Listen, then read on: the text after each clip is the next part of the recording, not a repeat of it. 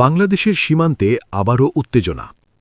রাতের অন্ধকারে সীমান্তের একেবারে গা ঘেঁষে সড়ক নির্মাণের চেষ্টা, কিন্তু শেষ পর্যন্ত বর্ডার গার্ড বাংলাদেশ বিজিবি এর কঠোর বাধায় পিছু হটতে বাধ্য হল ভারতীয় সীমান্ত রক্ষাকারী বাহিনী বিএসএফ।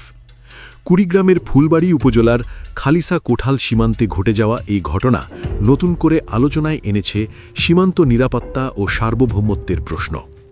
স্থানীয় বাসিন্দা ও বিজিবি সূত্র জানায়, আন্তর্জাতিক মেন পিলার নম্বর 934-এর এস থেকে 11S পর্যন্ত প্রায় 1 কিলোমিটার এলাকায় ভারতের কোচবিহার জেলার সাহেবগঞ্জ থানার করলা সংলগ্ন অঞ্চলে পাকা সড়ক নির্মাণের চেষ্টা চলছিল। নির্মাণাধীন সড়কটি কোথাও বাংলাদেশের সীমান্ত থেকে মাত্র 50-70 গজ, কোথাও আবার 100-120 গজ দূরত্বে অবস্থিত। রাতের আধারে বিএসএফের পাহারায় ভারী যন্ত্রপাতি ব্যবহার করে এই কাজ চালানো হচ্ছিল বলে অভিযোগ। ঘটনার খবর পাওয়ার সঙ্গে সঙ্গে লালমনিরহাট 15 বিজিবি ব্যাটালিয়ন এর অধীন বালারহাট ক্যাম্প থেকে টহল জোরদার করা হয়। বিজিবি সদস্যরা ঘটনাস্থলে পৌঁছে সড়ক নির্মাণে বাধা দিলে বিএসএফ তাৎক্ষণিকভাবে কাজ বন্ধ করতে বাধ্য হয়।